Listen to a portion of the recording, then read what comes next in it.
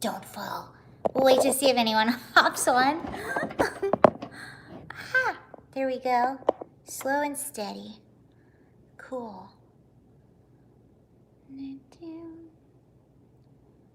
Just changing my lighting. How is everything? Is this lighting okay? Is that okay? I don't know. That looks fine. Okay. Cool.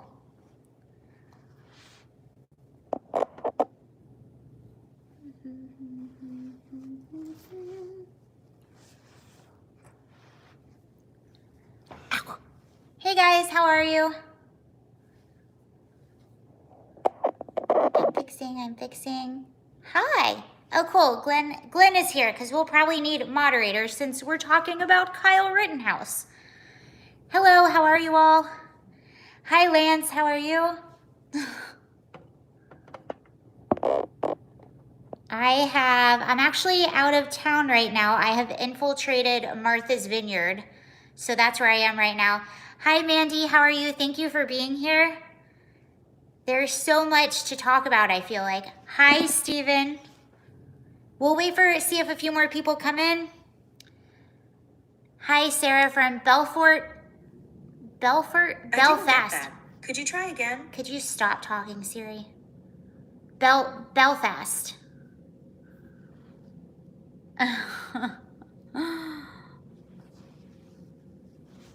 Belfast. That's good.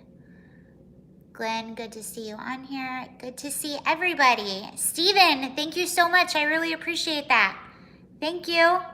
We haven't even gotten started yet. Thank you very much, Glenn. Or not Glenn, Steven, I'm sorry. Thank you, Steven. I appreciate that. Rolling deep with the mods. Yes, that's good sometimes. My second favorite human is, hey guys. All right, let's get started. I think we have enough people right now. We could talk. I am out of town. I've infiltrated Martha's Vineyard. I have not seen an Obama or a Clinton since I've been here. But it's very quiet and very remote here, although I feel like I do have better internet than I do where I'm normally staying right now. But anyway, let's talk about what's going on. So I was really trying to time this live. I was hoping Martha's Vineyard. Yes, I had a layover in Boston. The Boston accent is one of my favorite accents. I get so happy when I'm in Boston and just listening to people talk, and I love it so much. I had about an hour layover at the is that a fake? No, this is actually very real. That's a real background. That is not fake. There's just a lot of light coming in this way. All right, let's get started. I'm not in my normal house. I'm out of town. The lobsters and Finding Nemo still kill me. Oh, yes. Me and my daughter watching you. Oh, hi, Zachary. Nice to see you. I visited Boston several years ago. It's so, I don't know. When I talk to people from Boston, they make me very, very happy. By the time I left, I had an accent. I can see that. I was starting to get a Southern accent back in Virginia. Oh, your hair is nice. Thank you. Okay, let's get started. So I was trying to, I think we have enough people here so we can start. Anyone watching Steven Crowder, he's breaking records. His likes are 100,000. Okay, so go over to Steven and like his videos. I know he's been doing extensive coverage of the Kyle Rittenhouse trial. So I was hoping to have this live stream time to where we might have a verdict with Kyle. So I want to talk about three things. There's some really interesting updates going on. We'll talk about Kyle Rittenhouse and what's going on there today because some things went down today. The jury is still in deliberation, though, so we don't have a verdict as of yet. I wanted to talk about Alec Baldwin and Travis Scott because there's also some really interesting updates there. And the reason I keep talking about Travis Scott is this is a very interesting shift in perspective on the media. Because of this situation, a lot of really young people are waking up and they're saying things like the elite class, cancel culture, fake news media, They're seeing all those things right now. They're repeating a lot of the same things, and that's because they're waking up. A lot of them who are actually there, and then they see how the media will try to spin it, or just about consumerism and celebrity culture and all of that in general. They're waking up to the realities of these situations. So that's one of the reasons why I've been so focused on Travis Scott. I think this is a really big shift in culture, this situation, for a lot of young people, not everyone. And then the Alec Baldwin thing is just, it's so fascinating. It's one of those stories, and even Travis Scott, it's like we had the story right away, and then layers upon layers upon layers come out. And then, of course, another really interesting angle with Alec Baldwin is his political rhetoric, which now when we get into that story, a lot of people, you'll have people coming out and saying, well, he's being sabotaged because of his political views. I personally don't think that's the case. I guess anything's possible.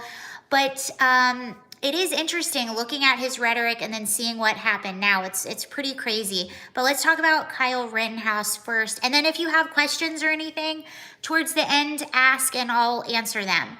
So, but those are the main things I got prepared to talk about with you. Okay, Kyle Rittenhouse. So, I've been watching the entire trial. We've been talking about it on here. And again, I was hoping that there would be a verdict as of yet, but the closing arguments were on Monday. And jury went into deliberation on Monday. They were still deliberating all day yesterday and went home. And then there's a few updates today, but we still don't have a verdict. We just have some funny business that seems to be going on. So this entire Kyle Rittenhouse case, to anyone that has been paying attention from the beginning, and this is another reason this is such an important case, because this is really, this case embodies, in my opinion, the polarization in our media right now, because you have a whole group of people that think that Kyle Rittenhouse is legitimately a white supremacist. And there are people still to this day that think that the people that he shot were not white. They think that they were black people because of what the media would say about him. Even the president of the United States of America called Kyle a white supremacist. Now, the crazy thing about this happening is because we had absolutely no evidence that he was in fact is a white supremacist. We still don't have any evidence. So why was everyone so quick to label him as this? It is because that is what fit their narrative. At the time, they didn't want us to know that the riots were so bad and they were so violent. And also at this time, this is why moderators are really important too, because whenever I talk about Kyle, you should just see the people that you attract. And again, this just is proving my point of what I'm saying right now. So you had government that were telling their police officers to stand down. And Kenosha in particular, where all of this went down with Kyle, this was the third night of rioting in a row. And businesses had already been destroyed and burnt down. Families were going and sleeping in churches. They were afraid to stay in their own houses.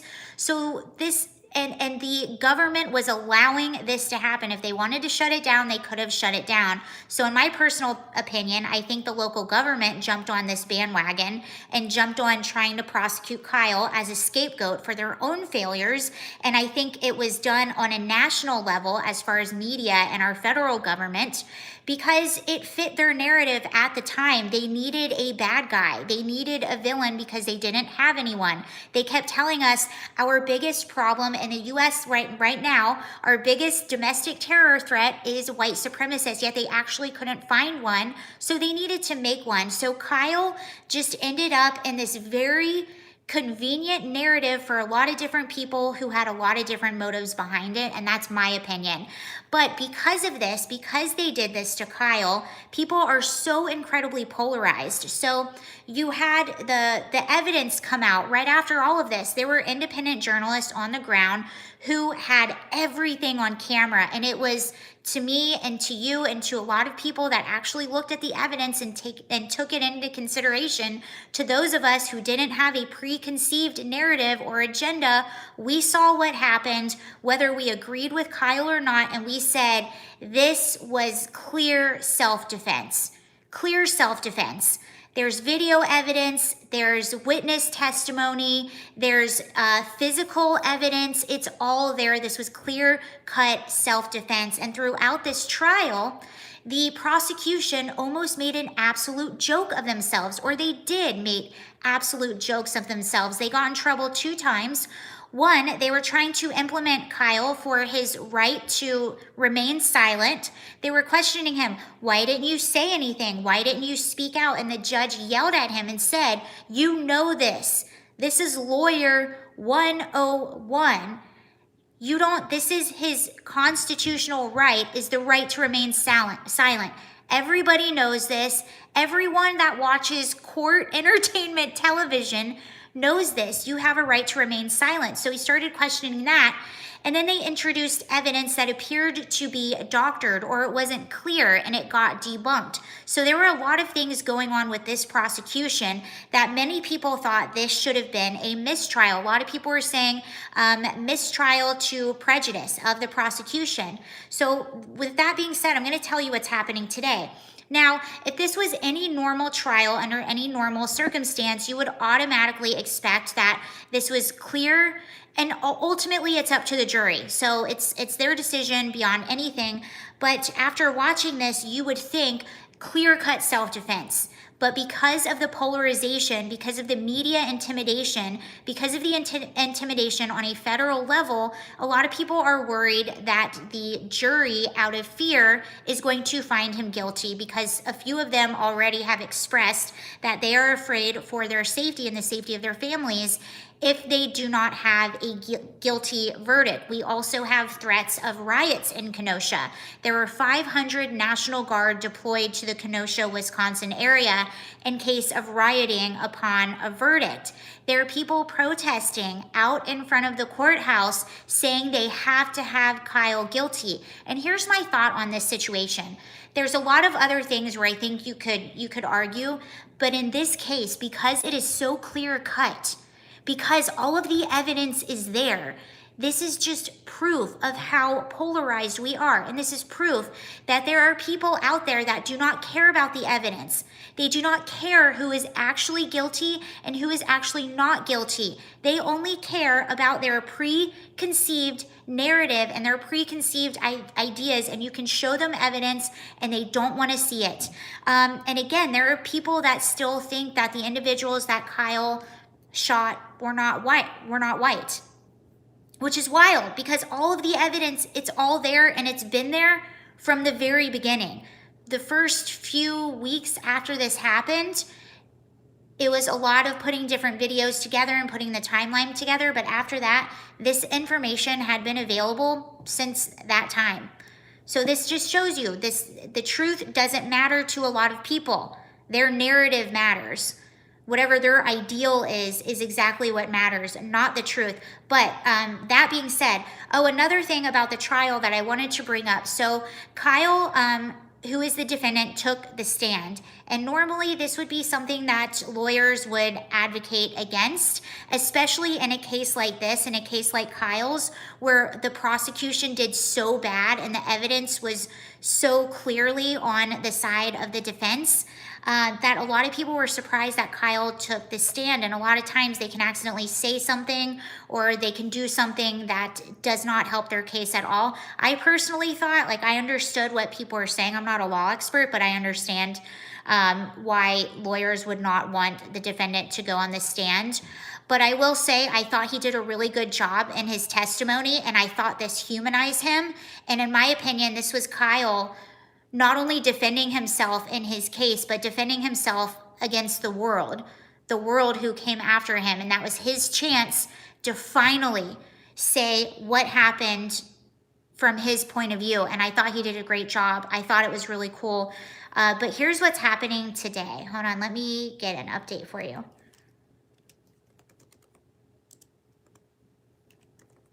But yes, a lot of people think that the jury might find him guilty because they are afraid.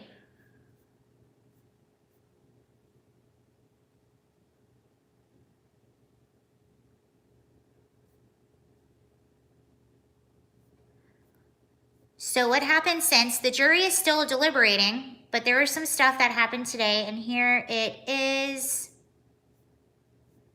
Here we go.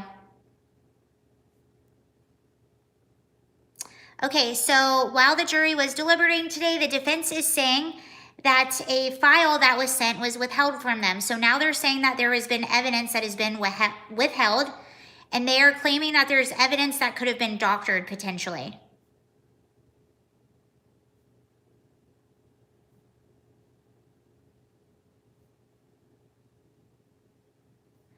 In the trial of Kyle Rittenhouse, we are now in legitimate argument between prosecutors and the defense over the video compression that comes from emailing video versus Dropbox.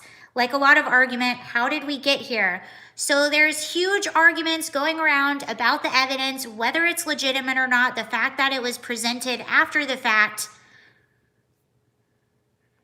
So that is what's happening right now with Kyle Rittenhouse.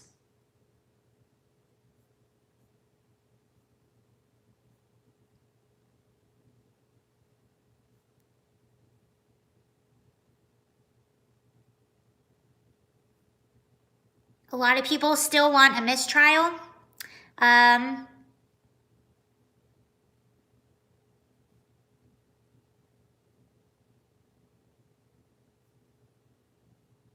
Okay, the judge is very upset. This is what's happening right now. The judge is very upset about the media coverage of the case, including personal attacks on himself. Took a lot of time in court today expressing how upset he was about how the media is portraying him.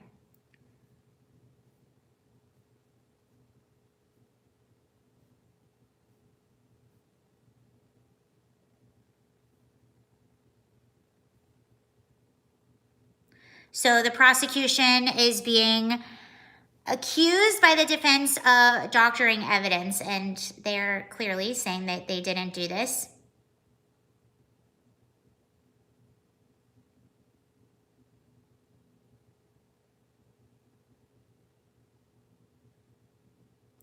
And here's the thing, is it going to be people caving to media pressure or pressure from the outside, or is it going to be people doing the right thing? And in my opinion, again, I am not a lawyer, I am not a legal expert, but the prosecution was very corrupt in this entire case.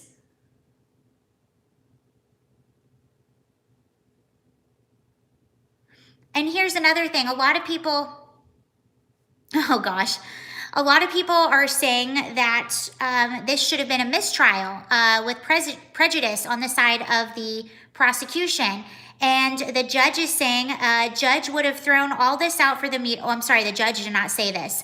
Judge would have thrown all this out if not for the media attacking him relentlessly throughout the trial. He is worried about his legacy. So that's an opinion from Jack Posobiec. He's with OAN. He's somebody that I've been following a lot throughout the whole trial. So there's just a lot going on, and it's really sad that we are in a state that the media can affect a ruling like this so much. The media and pressure from the public. And because of that, an 18-year-old will be sacrificed. As Lance said, I love the prosecution. They make me feel like I could have passed for law school. It was just embarrassing to watch. But the thing is, in a just world, the case should have been over. But we don't know if we're living in that world as of yet. And it's going to take a lot of courage and a lot of bravery. And what blows my mind, too, is that I understand being worried to be a juror, but they had a chance to say this during the jury selection process if they were worried. They had a chance to say, I don't want to do this. I'm worried for my family. I'm worried about this and that. They had that opportunity and they didn't say it. And now apparently, allegedly, it's coming out again under deliberation. Hi, Masta. Anywho, I'll see if there's any, let's see. Motion before Schroeder. So Schroeder is the judge on this. Motion before Schroeder, where state looks as if they Intentionally delivered inferior quality video to defense. Judge seems inclined to have a hearing. Highly significant development.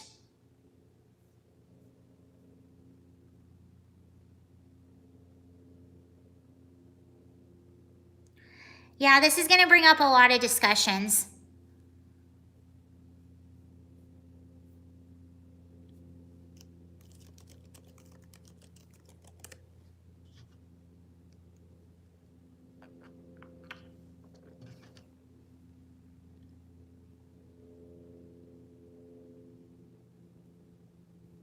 All right, so they filed a mistrial motion is what his defense did. And I'll read you this so it makes a little bit more sense rather than me blabbing.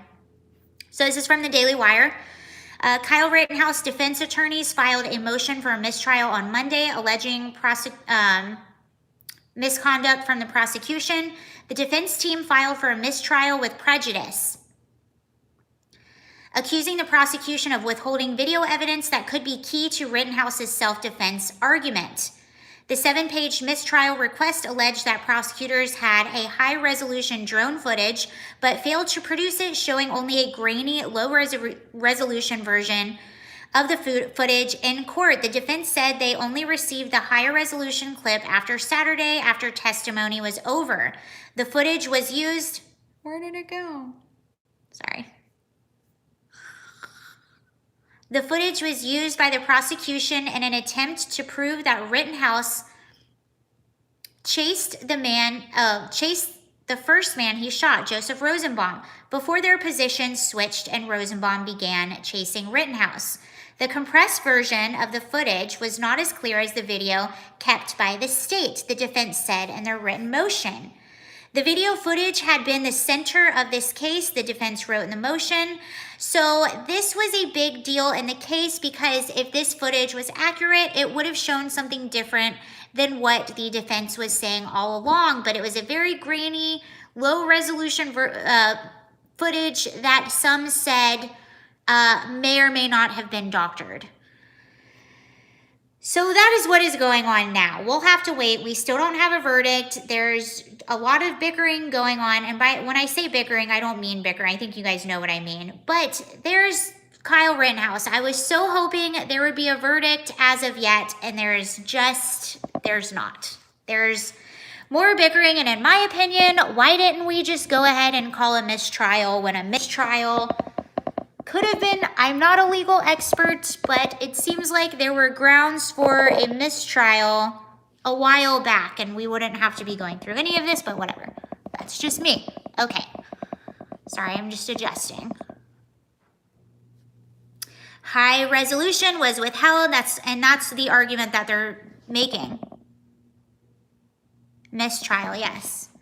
A lot of people have been saying that, and I'm surprised, especially with how tough the judge was. I'm surprised, whatever. But anywho, the media will not allow a mistrial. No, they don't want that. And if you heard what I was reading from Jack Posobiec earlier, that was sort of his take, was that... Or that's what he was feeling. He was feeling if there wasn't so much media pressure, then the judge might have called the media mistrial. My leg's asleep. Oh boy. Okay. Let's move on to Kyle Rittenhouse, and then I'll check 3 BLM members walking to a bar. I'll check back on that throughout while we're talking to see. Mistrial leaves it open for other charges. Okay, that's interesting.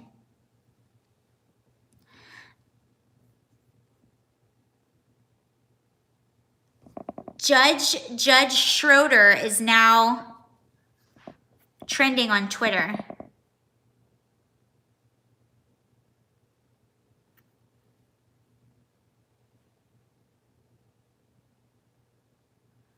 Okay, all right, while Alec Baldwin walks into a bar. Thank you. And now we'll segue into Alec Baldwin because it's getting a little interesting over here. So we have another case with Alec Baldwin. We've been talking about this for weeks. This story has just been really fascinating for me. I like politics. I'm also a news junkie and I like to get to the bottom of things. And this is just Also, I have experience on set and doing films and things like that, so this interests me for a lot of reasons. And what we talked about before, because of a lot of his political rhetoric, he literally had he was somebody that was very front and center, persecuting. No, he's not arrested yet, but there's some interesting stuff going on. And also bad news for Travis Scott, and we'll get to that later. But he is someone that is very quick to persecute any Republican, anyone who thinks differently, that votes differently than he does. He was very quick to jump on the bandwagon when there was a police shooting before, we knew what was really going on with the whole situation. So the irony in this, the irony in this is hard to ignore. I don't think you should completely condemn him for all the irony right away, clearly, but it's hard to ignore. It's hard to look away. So this is what's happening right now. He was filming, he was a producer, executive producer, and lead actor in a film called Rust. They were filming in New Mexico. He was rehearsing for a scene, and the scene had what was supposed to be a prop gun, but was actually a real gun that had live ammunition loaded in it. And when he was rehearsing, he pointed the gun at the cinematographer. We're still not sure why, but it was pointed in her direction. And she was fatally shot, and another person, the director, was also fatally shot. So since this had been happening, there was a lot of question about where the responsibility lies, who is liable for this, should there be criminal charges? And there's also been a lot of finger pointing among people involved. So you have the armorer who's in charge of the weapons. You have assistant directors who might be in charge of transporting things. You have producers who are in charge of the way that the production goes along. They're in charge of the hiring. And then you also have the person who was actually holding the gun, which was Alec Baldwin, and he is the one that shot it. So where does all this responsibility lie? That's where a lot of the questions are, and that's why there's been a lot of finger pointing. So we did hear from people that are looking into this criminally that they know who loaded the gun, but we don't know who You fell! Sorry about that. We heard that they know who loaded the gun, but as far as I'm concerned, unless one of these stories I just pulled up, so I didn't read through it yet, but as far as I'm concerned, we don't know. They have not released who that person is yet, so we don't know. Phone down. I got it. I got the phone. And there's also at least one lawsuit against Alec Baldwin, and we know that because of what happened on this set. So we'll read through that. And then George Clooney said some really interesting things. Hold on.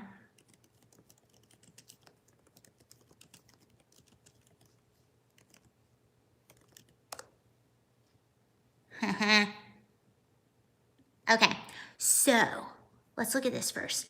All right, so this headline came out today, and it says, Alec Baldwin intentionally fired deadly shot on Rust film set, script supervisor claims in a lawsuit. Now, again, this is a lawsuit. These are all allegations, so we don't know if these are true, but this is in the lawsuit, and this is what this person is alleging. So it says, this is from the New York Post. They always have a lot of really good updates on Alec Baldwin. No, the cinematographer did. The director was just, he just had a wound.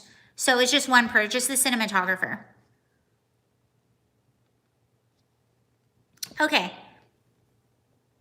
So it says, Alec Baldwin intentionally fired a gun towards cinematographer Helena Hutchins, that's who passed away, on the Rust movie set, disregarding set protocol in the deadly shooting, according to a 30-page lawsuit filed on Wednesday by the film's script supervisor. Wait, this might be the second lawsuit. Okay, we'll keep reading, because this might be the second one. I might be wrong. Okay. Oh, yes. This is a new lawsuit. This is a new person making these allegations. Okay, so this is now two people. Mamie Mitchell, the script supervisor on set when Baldwin shot and unalived Hutchins, And injured director Joel Salzo on October 21st is suing the actor, the movie production company, and others for assault, intentional infliction of emotional distress, and deliberate infliction of harm. Okay, this is pretty serious. We haven't seen this yet. Mitchell and her attorney, Gloria Allred, I know who Gloria Allred is, are set to announce the suit during a press conference. Didn't Alec call his own daughter a pig? Yes. Yes, Alec did not have, I personally don't think Alec is like the best person in the world. And yes, there was a voicemail that he left his daughter that was just very angry at her and yelling at her, and it's pretty shocking. But that's still available online if you're interested in going to look at that.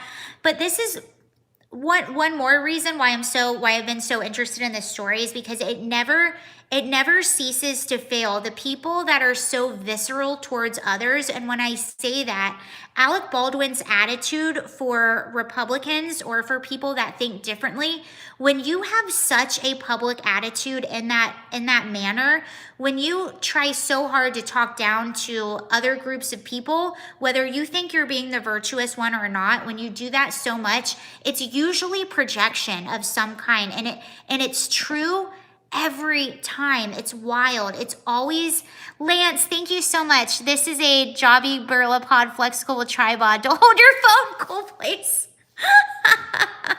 I came on vacation and I didn't bring anything. I'll probably do it another time this week, but I have OBS on my computer and I really want to test that out. I can't do it where I'm staying right now. I'll be there for like another month and a half, another 2 months, and then I'll have normal technology again. But I wanted to try OBS, but I didn't have time to like really play with it before I did my live. And I have no little like tripod for my phone. So I have it on like these 2 little games I found. I have the funniest little, actually I'll show it to you. This is what's holding up my phone. Do you see that? Yeah. That's what's holding up. That's what's holding us all together. Okay. But what I was saying is it's always projection. Every single time. The most publicly virtuous people are usually the ones that privately are not very good people. And that's kind of what I suspect about Alec Baldwin, but we'll get more into that in a minute. Okay, so they go on to say, this is what Mitchell complains. So this is Mamie Mitchell, okay? She's the script supervisor on the set. And she's claiming Alec Baldwin intentionally, without just cause or excuse, cocked and fired and loaded gun, even though the upcoming scene to be filmed did not call for the cocking and firing of the firearm. So this is a big, if this is true, we don't know, this is just what's being alleged, this is a huge, huge deal and would almost explain a lot of his bizarre behavior that he's had the past few months. Okay. She also said,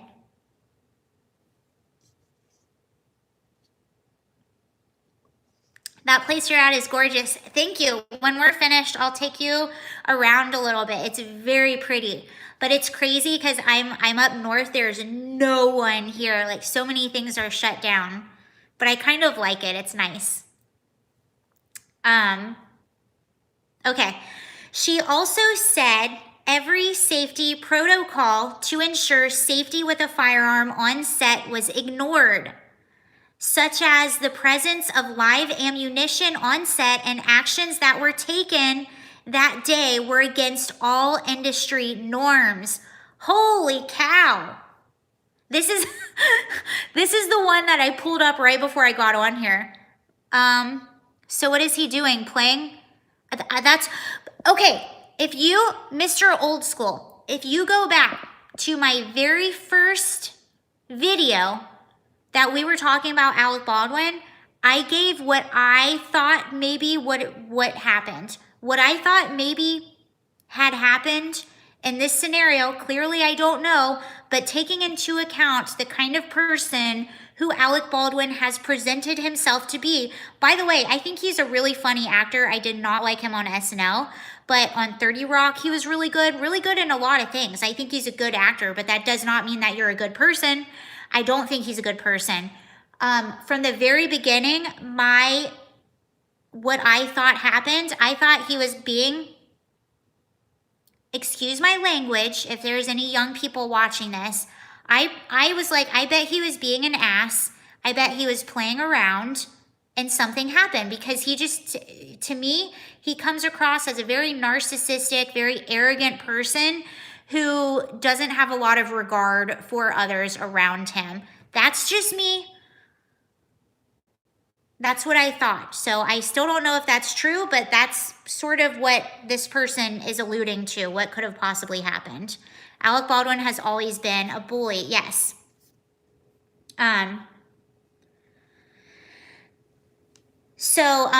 Hannah Reid, she's someone that we talked about a lot too. She's the armorer. And Hannah Reid, she's 24 years old. She was this really young armorer. She was also somebody that a lot of people were pointing fingers to in the beginning, because she is the armorer. She is responsible for her weapons. And a lot of people were saying she was very young.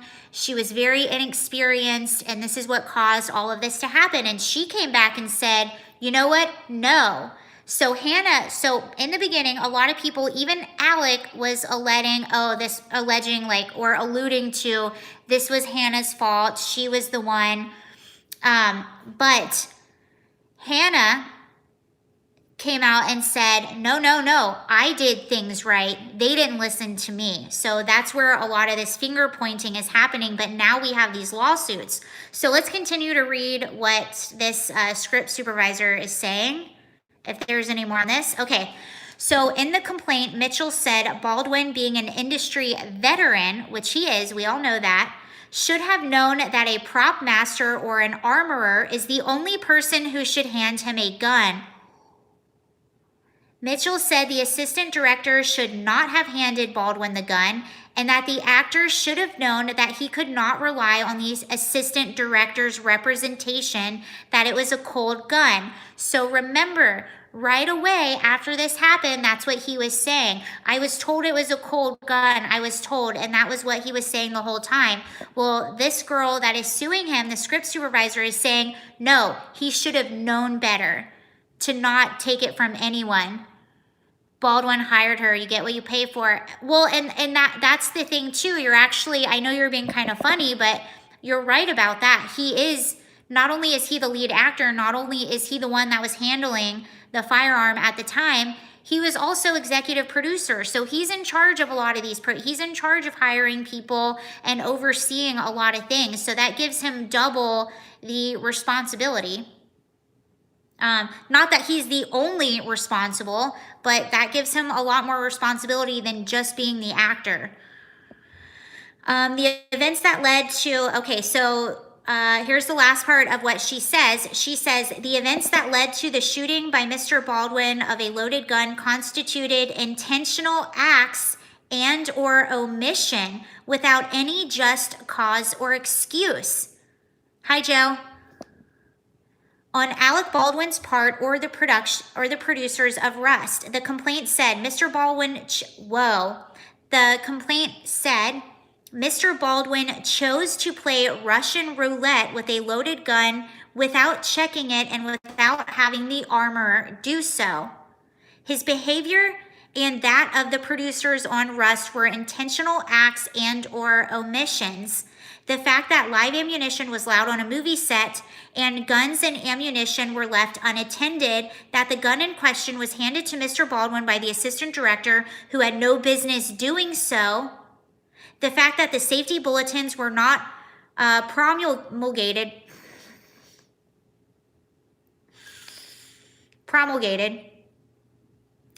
or ignored, coupled with the fact that the scene in question did not call for a gun to be fired at all, makes this case where injury or death was much more than just a possibility, it was a likely result. Mitchell is suing for an unspecified amount for loss of future earnings, special and general damages, attorney fees, and punitive damages. So if you...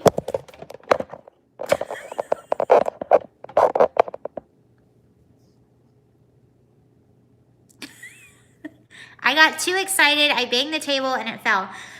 So if you remember the first... Phone down. Okay, it's back up. If you remember the first lawsuit, that was with... Who else had the lawsuit against him? But the first lawsuit also stated that, and again, these are just allegations, we don't know, but the first lawsuit also stated that there was not supposed to be use of the firearm in the scene that they were rehearsing to. So that's just a whole, that's the way you make your point. Thank you. Speaking of Kennedy, did you know that I'm staying? So I'm in Martha's Vineyard. JFK Jr., I am staying by the beach where the debris from the plane that he crashed washed on shore.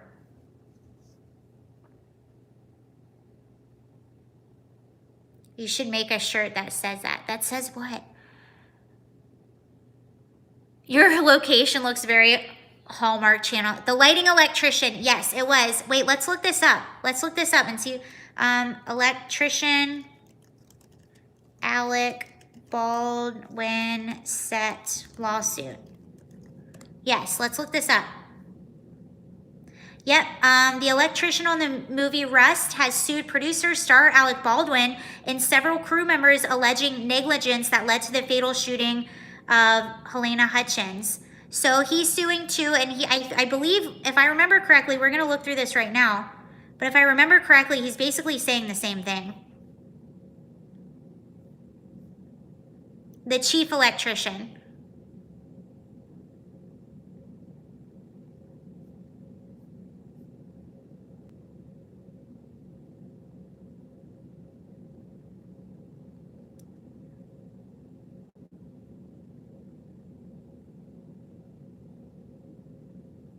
Okay, so Serge Svetnoy, this is the electrician that's suing also, says, alleges that the bullet that struck an unalived cinematographer Helena Hutchins and wounded director Souza narrowly missed him. The suit goes on to say it narrowly missed him. He's suing for emotional distress.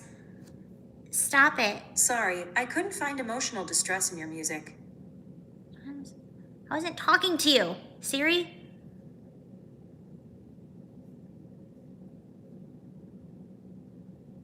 So he says in his lawsuit, it was supposed to be loaded with harmless dummy rounds, but a live bullet was somehow loaded into the firearm.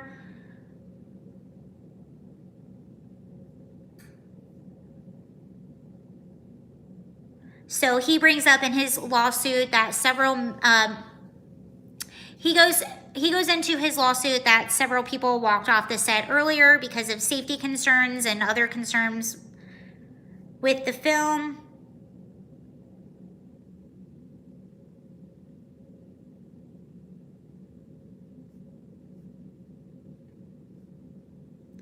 Okay, so it says the gun was fired by Baldwin, striking Hutchins. Someone shouted medic as crew members frantically gathered.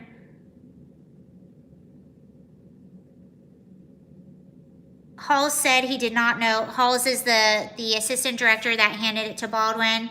Said he didn't know it was loaded, but we know that. Okay, I can't find where he alleged that there was not supposed to be a shot fired in the scene that they were rehearsing supposedly, but I feel like I read that somewhere. So maybe you can check on that, but I swear I read that in a different article that I was going through about that. But we also had George Clooney speak out about this, and I really was interested in what he said. So let's see. Oh, and he came out against Alec Baldwin. So this is also interesting. This is a celebrity coming out against Alec Baldwin. So George Clooney has ripped Alec Baldwin's shooting of the Rust cinema. Okay. The veteran Hollywood star told Mark Maron's What the F podcast that the death of 42-year-old Hutchins was clearly the result of a lot of stupid mistakes. Maybe they weren't even using the gun to do target practice, but they had live ammo with dummies, Clooney said. All of this shit we've been seeing. Whoa, hold on. Maybe they weren't even using that gun to do the target practice, but they had live ammo with dummies. All of this shit we've been seeing with all the Alec Baldwin stuff, and that is insane. It's insane. It's infuriating. And this is what George Clooney was saying.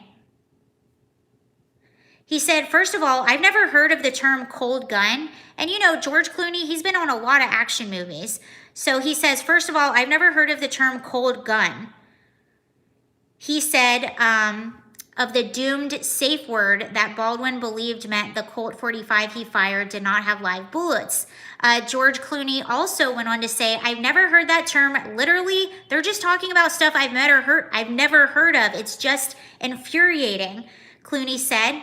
He also insisted that even getting the all clear, so this is important too. Clooney also insisted that even after getting the all clear, every actor then takes additional steps to personally ensure the weapon is not loaded before they actually fire on set. Every single time I've been handed a gun on set, Clooney says, every time. They hand me a gun, I look at it, I open it, I show it to the person I'm pointing to, we show it to the crew. Wow. Everyone does it. Everybody knows. So if this is true, again, I've worked on sets. I've never worked with guns. I've never worked with guns or prop guns. But we even looked, remember we read it together, we even looked in the SAG paperwork, like the SAG protocols, that's the Screen Actors Guild, and this was a SAG production. We even looked in their protocol and it says to never ever point it at anything you do not intend on destroying.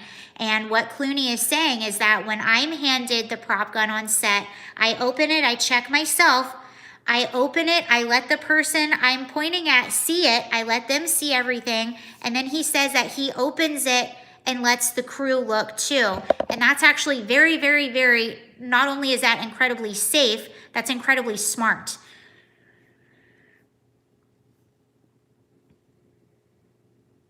And then he goes on to say, maybe Alec did that. Hopefully he did do that. Wow. Okay, so that's what George Clooney had to say about that. I just thought that was interesting. I wanted to read that.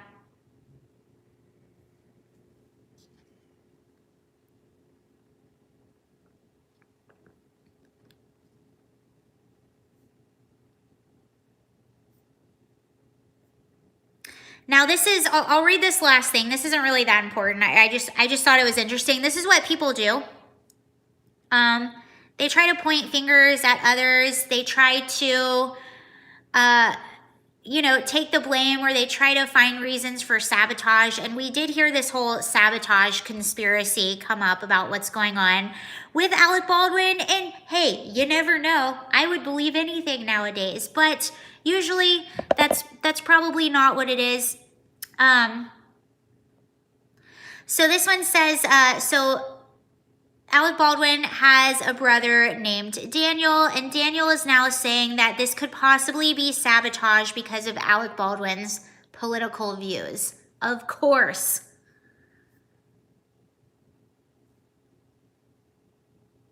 Okay, so Daniel Baldwin, 61, another Baldwin. There are so many Baldwins.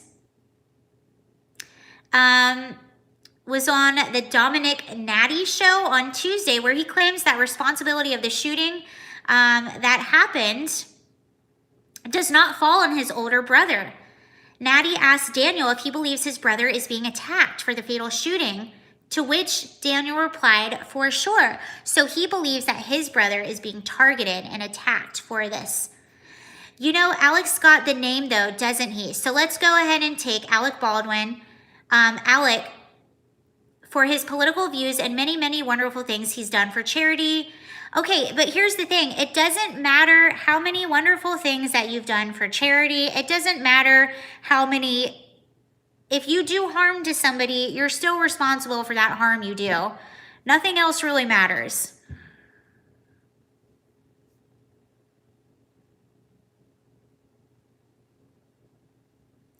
Okay, so this is what Daniel said. This is just, I thought this was interesting, then we'll move on. So he says, this is what he faces because he's opinionated and he's strong-headed and he has really staunch views on some things.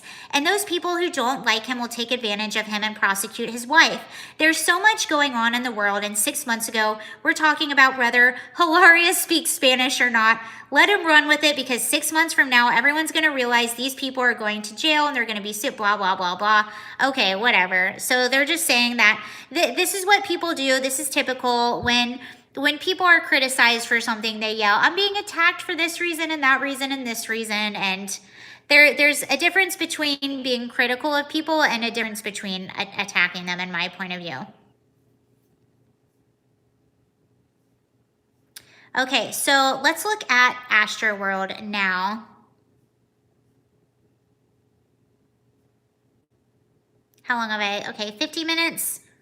I might die in a little bit, so I have a little more time. Strong-headed, more like hot-headed, Baldwin. Yeah, they'll use terms like strong-headed or, you know, to lighten. It's really, it's hypocritical. It's someone, and this is where the irony lies. This is why, like, it's so hard to ignore the irony in this situation, because Alec Baldwin is the type that is so quick to condemn anyone that he doesn't agree with, even without evidence, right? This is the personality. And that's another reason why this is just so fascinating, because it's like a, he sort of created, I don't know, it's like a self-fulfilling prophecy in a strange way, but he is so quick to condemn other people without evidence. Yet when the same is happening to him, it's, I'm the victim and you're wrong. And that's just, I think, to me, that's another reason why this is fascinating. John Schneider never explained what the procedure should be. Let's check back with Kyle Rittenhouse. Let's see if there's anything going on there. Daniel Baldwin, conspiracy theorist. Okay, let's do a quick update on Astroworld, and then I probably have to hop off because I think I'm dying. Not me, my phone. Do you think people who are constantly surrounded by folks who cater to them have a harder time taking responsibility for their actions? Yes, I do think that. And you're used to people catering to you. You're used to people saying yes all the time, because that's the industry you work in, and that's what you're surrounded with. Or you're surrounded with people that just agree with you all the time, and you're insulated in your little communities, and you don't face that type of criticism. So I don't know. All right, so here's what's happening with Travis Scott. He is being sued for 700. Thank you so much, Wes. That's very sweet. I couldn't see the whole thing. Thank you. That's really sweet. So Travis Scott, because of this situation we had, so it's really sad. The death toll from his concert went from 8 people to, it is now 10 people. One little boy being 9 years old, another young girl passed away. So this is really, really sad. And again, this is a situation where it's a lot of people making a lot of really bad decisions and not taking safety seriously. So it's that same type of situation. It's not like anyone intentionally wanted anyone to get hurt. And again, I would never say that Alec Baldwin intentionally wanted to get anyone hurt, but it's the same as going out and drunk driving. You don't go out intending to hurt anyone, but your reckless behavior and doing things that you know are wrong hurt people. And I think that's what happened in this Travis Scott situation. It just keeps getting worse and worse and worse the more we look into it. And now he is being sued for $750 million. And I'll read to you why that's happening. First, you know what? No, I think I'm okay. I'm scared that this is gonna die while I'm talking. Where's my plug? Hold on, let me plug in. Give me 1 second, let me plug in.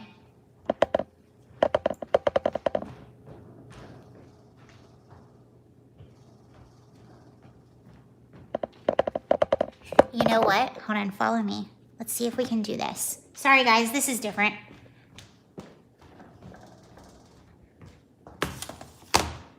How is... Hi, I'm sorry if I'm making you like really dizzy.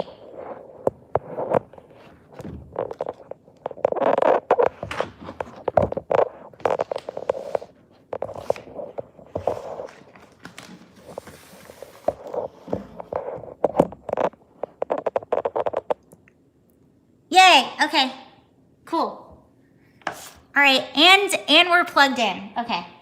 Now I don't have to worry about it dying. Where is... 1 second.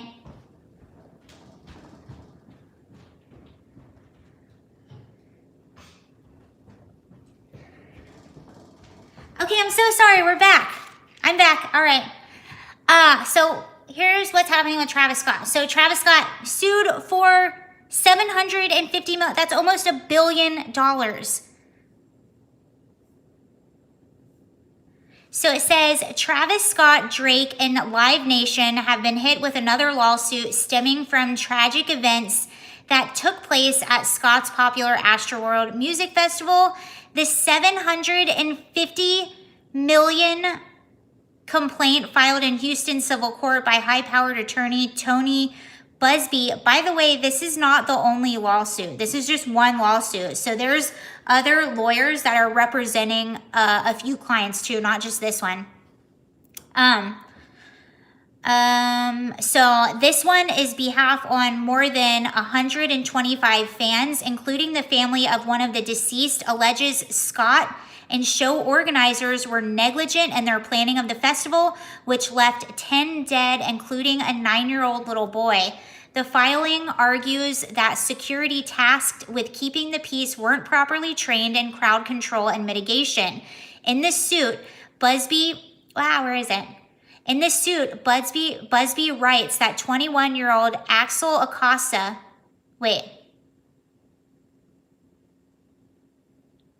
I thought that was the little boy. Okay, I might be wrong. I'm sorry. There might be a typo in this. That the 21-year-old Axel Acosta was crushed by the incited, unruly, out of control crowd, and with such force he could no longer breathe. When Axel collapsed, he was trampled by those fighting to prevent themselves from being crushed. As he lay there under a mass of humanity dying, the music played and streamed on for almost 40 minutes. So this was declared a mass casualty event. 40 minutes. I think it was 37 minutes to be exact before the concert even stopped. When Axel collapsed, he was... Okay, I just read that. Sorry. The damages sought in the case made with intent to fix, help, or make up the harms and losses suffered by those plaintiffs. Nothing more, nothing less. They include punitive damages to punish and make an example of all involved in the streaming, promotion, organization, and failed execution of the concert, and also to encourage those who engage in such activity in the future to do so with safety at the forefront and not just as an afterthought. In a statement to Fox Business on Tuesday, Busby said his law firm intends to file another lawsuit. So this is only their first lawsuit that they're planning on filing, with another 100 named plaintiffs. Holy cow. So they have one $750 million lawsuit that they're filing right now for 125 plaintiffs. And they're going to be, this was Astroworld in Houston, Texas, Travis Scott. So they're going to be filing another lawsuit with another 100 plaintiffs.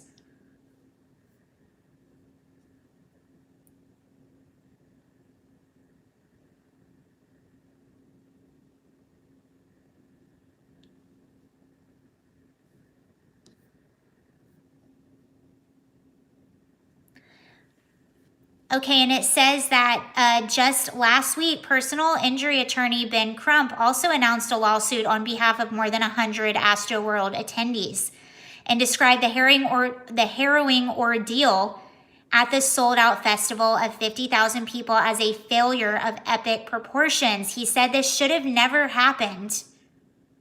People were literally fighting for their lives just to get out of there. This is a horrific story. We have to get the answers. Nobody should ever die from going to a concert. He said this is a disaster that changed their lives forever. One thing is for certain, we will not let them get away with this. We are going to make them have changes in the industry. So another crazy thing about this story, like I was telling you, when this was happening, when people were chanting stop the show, when they were chanting help, when people were passing away and passing out in the audience, the show continued for 37 more minutes. And we know now Travis Scott saw an ambulance come in. He saw at least one person who was either passed out or not alive being handed off to security and to medics. He saw at least one person getting CPR, and he continued to go on stage. He stopped a few times, but didn't really say much, and then just to continue to perform. He then left the show and went to an after party at Dave & Buster's. So we know this now, and there's also TMZ footage of Travis Scott at an after party after the show, partying, and so was Drake. So there was that, and Travis Scott first said he found out when he was at an after party, and then he said, well, he found out the next day. So there was a lot of things going on, and not only, this is very similar to Alec Baldwin, because not only is Travis Scott, not only is he the performer that's on stage, he's also a producer in the show. This is his festival that he made up. This was his hometown of Austin, Texas. So this was his baby. You would think after seeing an ambulance, after seeing one person getting CPR, after all those things, you would think before he headed out, he would be like, hey, everything okay? Did those people get help? Like, we all good? How did the show go? Is everything good? Before he would dip out and go to an after party. But that's not what happened. And a lot of kids, this is one of the reasons I'm so passionate about this story, is because a lot of the kids that went to his show, a lot of his fans are really upset about this. They're like, wow, these people really don't care. They say they care, but they don't. And that's the sad truth about Siri. I'm not talking to you. I'm not. Okay. But a lot of these kids are waking up to the fact that, you know, there are these people that I idolize and I buy their products and I spend my money on them. You know, I save up to go to their shows. Tickets to his show were like $200. They were like $150 to $300, $400. That's what these kids were paying to go to his show. And some of these kids, I heard them say after the fact, they're like, I saved my money to go to this show. Like, I worked really hard. You know, I paid for, some of them came from out of town. They paid for a plane ticket. They paid for hotel, to stay in a hotel, and then to eat when you're out of town, to, you know, it cost a lot of money. And they realized, they're like, wow, I'm spending all this money on their merch, their tickets, their albums, and they don't care. They can't even make a festival safe. And so a lot of kids are waking up to this. I think that's a really positive thing. And it's okay to be fans of people. It's okay to enjoy their music. Even, I mean, there's some people that I enjoy their music, but I will admit they're probably crappy people. But I'm adult enough to be able to separate that. And I'm adult enough to be able to say, okay, I'll spend a few bucks here, but that's about it. I have a limit on what I spend for certain people or certain things, or I won't spend anything on them. It's a decision you make as an adult, but you make it knowing these people don't care about me. You know, especially like the Kardashians, someone like Travis Scott, someone like Drake, you are a bottom line to them. You are nothing but a dollar sign. You are clout. You are more fame. You're nothing but a number. And these kids are realizing that. And I think that's a really positive thing. And I think that helps you live your life, not being a victim to consumerism or not being a victim to, you know, idolatry, not idolizing people, understanding that everyone is flawed. So I thought that was pretty interesting. And then, you know, we find out again. So Drake was somebody that was, thank you so much. Oh, 10K subs. Congrats. Thank you for that donation, Frank. Yes, I hit a YouTube milestone. I got 10,000 subscribers, and that was really exciting. So thank you. I appreciate that. Selena Gomez, 10K. Awesome. Congrats. Thank you. Yes, that's small step for mankind, giant leap for Sarah. That's what that is. So thank you.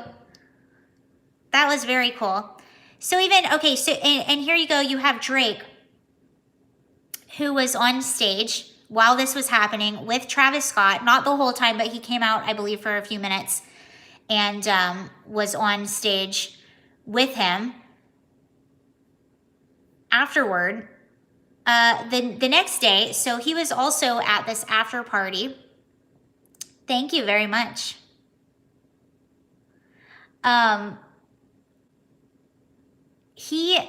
So Drake was also at this after party at Dave & Buster's.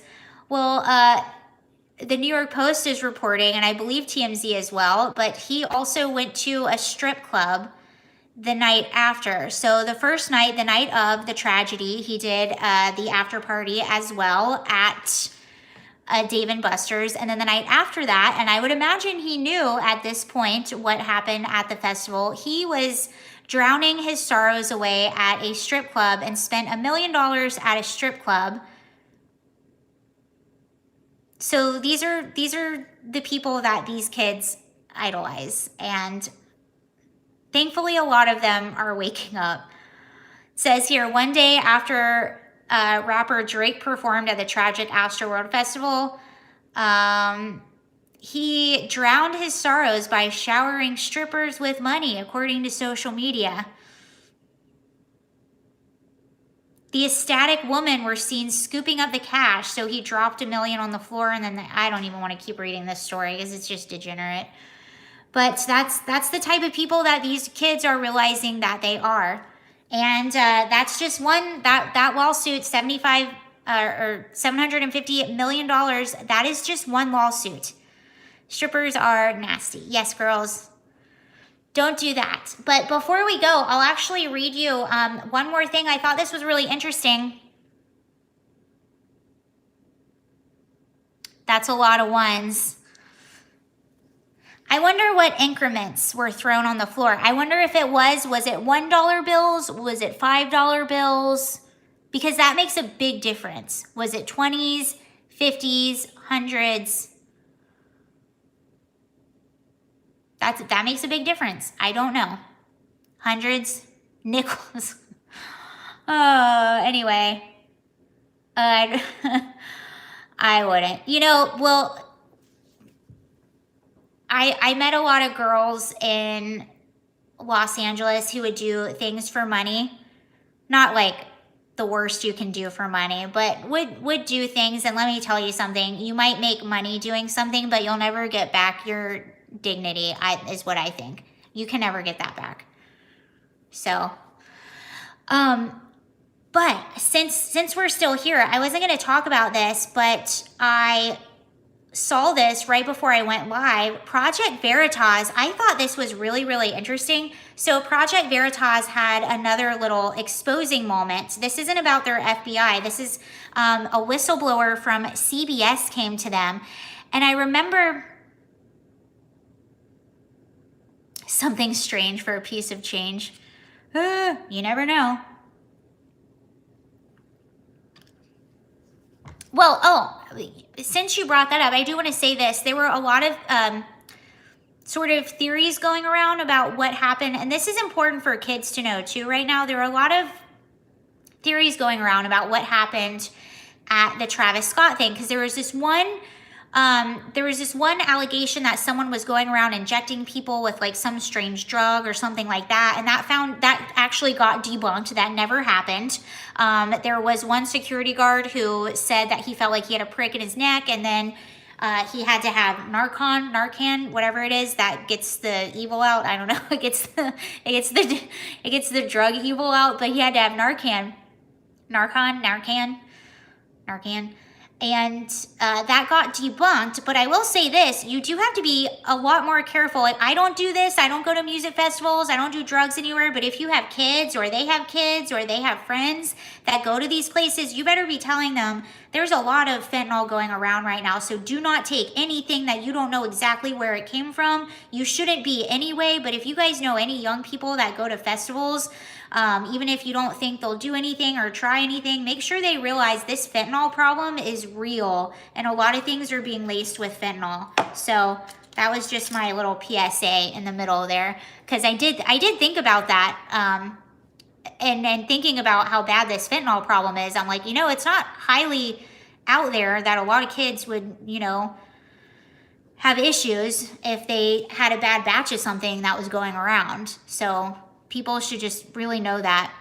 It said cardiac arrest for some of them. Don't put UFOs in your mouth. Don't put any UFOs in your mouth. No disco biscuits, no unidentified objects. Don't do it, people, ever. It's not worth it. Oh. Okay, let's talk about CBS. I've been watching since I've been in Virginia. I've enjoyed watching some of the local news. I always enjoy whenever I go to a new place to watch the local news and see how they cover things and how they talk about things. And I even noticed that even on the local news, they were having these strange, like, racialized segments where they were bringing race into an issue. And I'm like, why would you bring that into this issue? It would just seem like weird talking points, and to the point where I would have to turn it off because I'm like, this is just propaganda. What are they doing? And I remember thinking this a few times. And by the way, when you go out in, like, where I stay in Virginia or anywhere else, everybody gets along. Nobody's talking about race. It seems to be, and I'll say this here because I'm on Martha's Vineyard right now. I can't show it to you right now because it's on my phone. I took a picture yesterday. It seems the people that are so obsessed with race tend to be, like, really upper middle class neighborhoods, which is strange. But this is what I'm observing being all around the country and have been to a bunch of different areas recently. I literally saw a sign, I'm not even joking, you guys, in Martha's Vineyard. It's down the street from where I'm staying. And I believe it was at a church. Maybe it wasn't a church. I don't know what it was. But it says that every Sunday at a certain time, they do group kneeling for Black Lives Matter. I'm not making that up. I have the picture on my phone. And someone said, do I have other social media channels? I have Instagram and I have TikTok. I haven't posted on a few days on my Instagram stories, but I do a lot of updates on my Instagram stories with stories that I'm looking at throughout the day and little things that I find and research. And it's also a little more personal if you wanted, like, more personal pictures and stuff. But my Instagram is, all my social medias are just Sarah Sansoni. So just search my name. You can search it on Instagram. I'm very active on Twitter, and I'm on TikTok. So you can go to all of those, and it's all different content, but focused on the same core message. CBS. I know. And how much do you want to bet it's all people that, I'm not going to say it, but how much do you want to bet it's all people that look like me that are doing that kneeling? How much? I'm not going to be here on Sunday, but man, I wish I was. I want to drive by that and see what's going on. But I'm telling you, from all the places I've lived in and visited, I've been a lot of places over the past few years. It seems to be the more affluent the neighborhood, the more BLM signs you'll see, or the more the pandering you'll see. Very interesting. Okay, but I want to read this story before we go because I just thought this was interesting. So this is a CBS whistleblower with Project Veritas. I know there was a lot going on with Project Veritas, but I'm only talking about the CBS whistleblower right now. So it says a whistleblower named Matt came to Project Veritas from CBS affiliate in San Antonio and delivered shocking footage of training and instruction efforts from the station's parent company, Tegna, a company that owns CBS affiliates in San Antonio, Houston, and 62 other news stations across the country. So they own a lot of news stations. And he says, within this footage that was released, you can clearly see a diversity and training officers instructing, pressuring, and even intimidating employees to leave behind objectivity in journalism and embrace racial issues as the core concern of their work. Tegna's chief diversity officer, Grady Tripp, told employees that they would be judged based on how much of their work revolves around political ideology rather than actual journalism. This is insanity. At this point, if you're not listening, okay, and this is what the diversity person is saying. They say at this point, if you're not listening to a podcast or looking at a video or reading any of the information that's out as far as equality and social justice and race, you don't care. The other thing is we're going to be holding stations accountable, right? We're going to be holding stations accountable because we know it's important to the organization. KPIs, key performance indicators, are going to change, right? KPIs are going to reflect diversity and inclusion from a representation standpoint.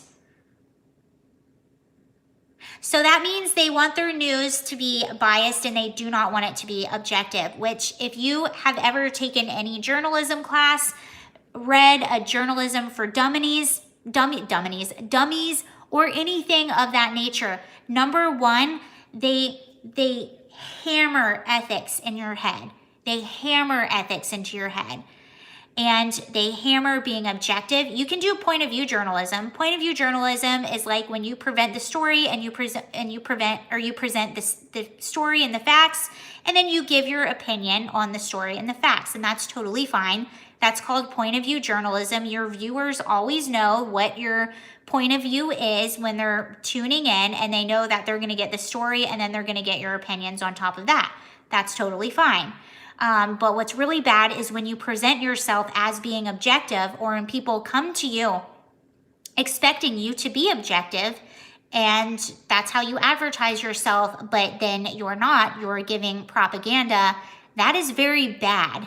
And that's basically what they're telling their employees to do. They're telling their employees to push propaganda and not objective, truth-seeking journalism. And this just got exposed on Project Veritas. You can look up Project Veritas on YouTube and find the video of this, but it's really interesting.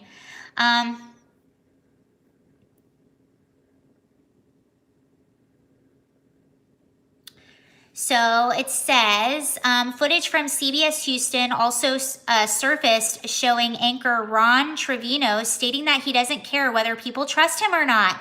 So this is a journalist saying he doesn't care whether people trust him or not. That is the one thing you should care about more than anything as a journalist, is whether people trust you. He says, I don't really care if people trust us or not. We still have our job. Whether they trust us is the least of my concerns, whether they trust me or not. This mindset has been able to grow and infect what's supposed to be the fourth pillar of society. And this is what the whistleblower says. The journalists are supposed to be our watchdogs. They're the ones that are supposed to be protecting us from tyranny and are supposed to be going out there and finding out and giving us the truth. Mauser, this is the whistleblower. He says he's exposing this because he doesn't want to destroy the news. He wants to force them to admit that they have a problem and bring it back to the objectivity it once stood for. So these people they're basically being pressured to focus on propaganda and to report propaganda rather than the truth. That's basically what's happening. And I've seen it. I've already suspected this just by watching local news. I watch some segments and I'm like, what in the heck are they talking about? I can see it very easily now, but now you have actual proof that it is happening. Someone said they're trying to destroy our country. Well, this rhetoric does destroy our country, but I don't always know if that's all it is. I mean, if you think about it, a lot of these diversity people are making a ton of money. These people that come in and train for diversity, or these people that get hired to companies to be a part of the equity and diversity division or whatever it is in their company, and they get paid a lot of money and they have to do something while they're there, and this is what they're doing. Anywho.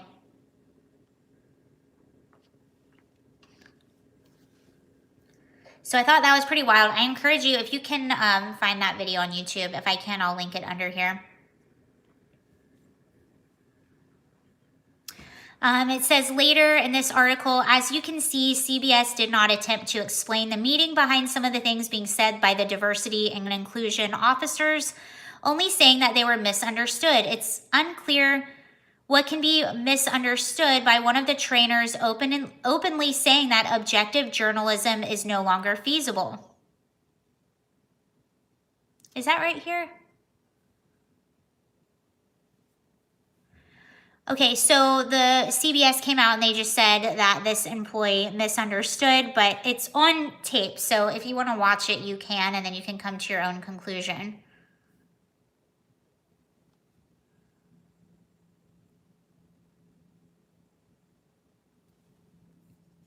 And I think that's everything, guys. I'm going to check and see if there's any updates in Kyle Rittenhouse.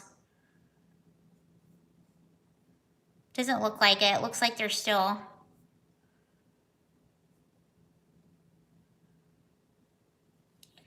Easy diversity training. Just treat people with respect.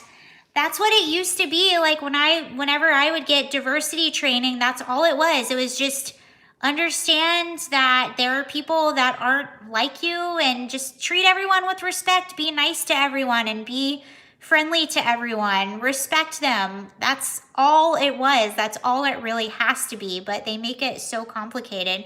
Or they just want to inject, you know, who knows what people's motives are. I think it's money. I think some of it's like a revenge mindset. I don't know why, but I think there's a lot of different motivations. Sarah, did you bring your ukulele? No, I didn't bring my ukulele.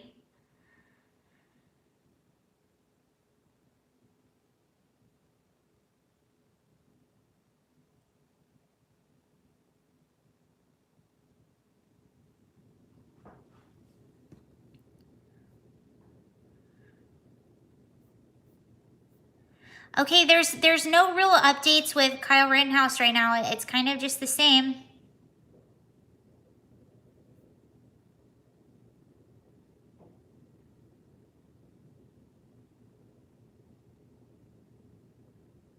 Those 3 YouTube channels I mentioned are completely unbiased news source. Oh, that's good. I always like it when people can find or share or even let me know what unbiased news they like. It's hard when people say, like, where do you get unbiased news? I follow a lot of independent journalists. I watch a lot of YouTube, and I also go to the original source. Like, you always have the original source.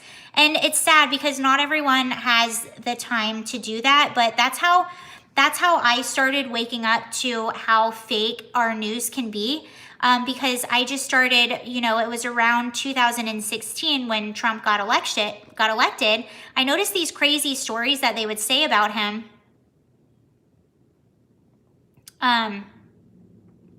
So I would, if they were talking about what he said in a speech, I would go pursue the entire speech and watch it instead of listening to people cover the speech. Or if there was, you know, I would go and watch the congressional hearings on C-SPAN online and then come up with my own opinion. Or I would just go to the most original source that I possibly could. And that's how I would come up with my own opinions. And that sometimes I would listen to a few other people's opinions and that would change mine a little bit too if somebody made a really good point.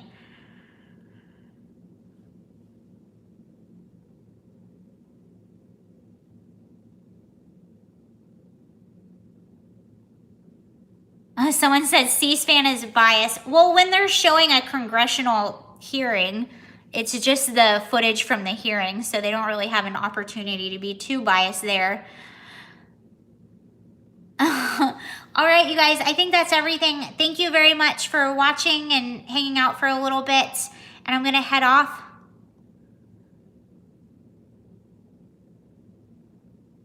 Ron J, have you been watching the trial?